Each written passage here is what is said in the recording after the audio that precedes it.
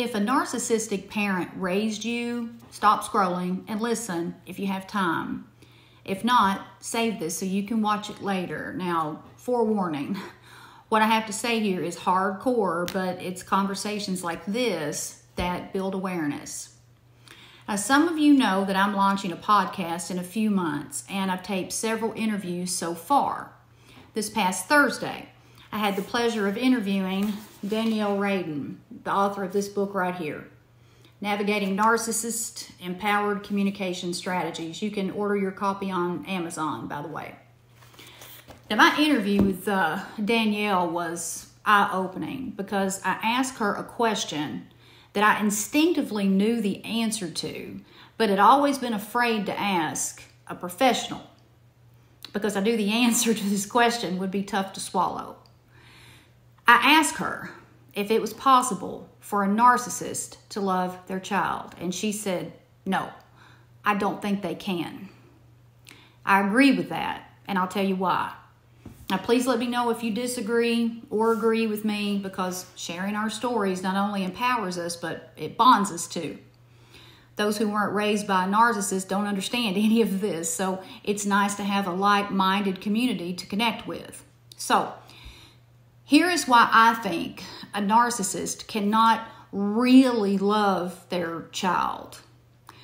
A narcissistic person doesn't love themselves. If you don't love yourself, you can't love others, no matter who they are. Now, Danielle explained to me that when a narcissist has a child, that child has a job, and that's to make that narcissistic parent look good. I can relate to that. And it's impossible for the child to win because the narcissistic parent might change their definition of good. If the child doesn't conform to a different look or different personality, the narcissistic parent will punish them for that. Now, in my case, I was knocked off the favorite list and was brutally replaced by other people. It's hardcore. It was hardcore. And looking back, I wasn't as educated or emotionally intelligent as I am now. And so I took everything very personally, and my heart was shattered into a gazillion pieces time after time after time again. And if I could have weighed the facts, my heart wouldn't have been broken, because over the years, that favorite list changed dramatically and frequently. The reason for that is that a narcissistic person gets bored easily, and that's one of the reasons for their deliberate drama. They get bored with everyone, including their kids. Now, what does this do to a child? Okay, it instills some pretty messed up, distorted subconscious beliefs that greatly interfere with a child's health and well-being, and if those beliefs aren't interrupted, of course, they follow us into adulthood. So during my conversation with Danielle, and I tagged her in this video, by the way, so you can easily find her here, we talked about love bombing. Narcissists are notorious for love bombing. And usually this term is used in the context of intimate relationships, but I'm here to tell you right now that narcissistic parents do this to their kids as well.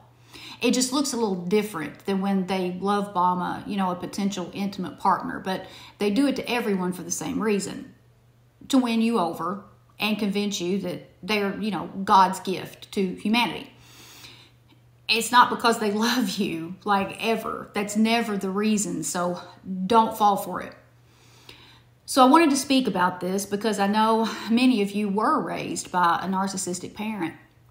And when you don't realize why your relationships with others are toxic, the reasons can be traced back to that parent. And with me, dealing with a narcissist was like swimming in quicksand, because their moods used to leave me elated, and then their bad moods left me deflated. And during those times of feeling deflated, that's when I started believing ridiculous, disempowering things about myself. And all of those beliefs were outright lies, and it took years to upgrade my brain to believe empowering things about myself.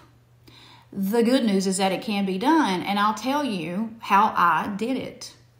First, I started looking at the facts, and the facts were that my narcissistic parent treated everyone the same way and for the same reasons. People were discarded after a certain amount of time and replaced with others. And, well, that was a pattern. Second, once a narcissist becomes bored with you, no matter who you are to them, you're screwed. Your days are numbered, especially if you stop crying and begging and fighting with them. You know, my tears were like crack. And so becoming aware of this helped me to chip away at the bitterness. And the next thing, I realized the love bombing that I had experienced throughout my adolescent years messed me up because I searched for that euphoric feeling in all of my relationships. Well, normal, healthy people don't really love bomb, so when I encountered a person who was grounded and stable, I wrote them off as being uninterested in me. So I went after other people who had narcissistic traits. Becoming self-aware of this behavior possibly changed the trajectory of my life. So these three things led me to face the dreaded F word, forgiveness. It took about 10 years, but I finally, fully and freely let go of all of it. And now I use my experiences and my stories to help others understand why they are the way they are. So for my people who share my experiences with a parent, what is your answer to that question? Do narcissistic people love their kids?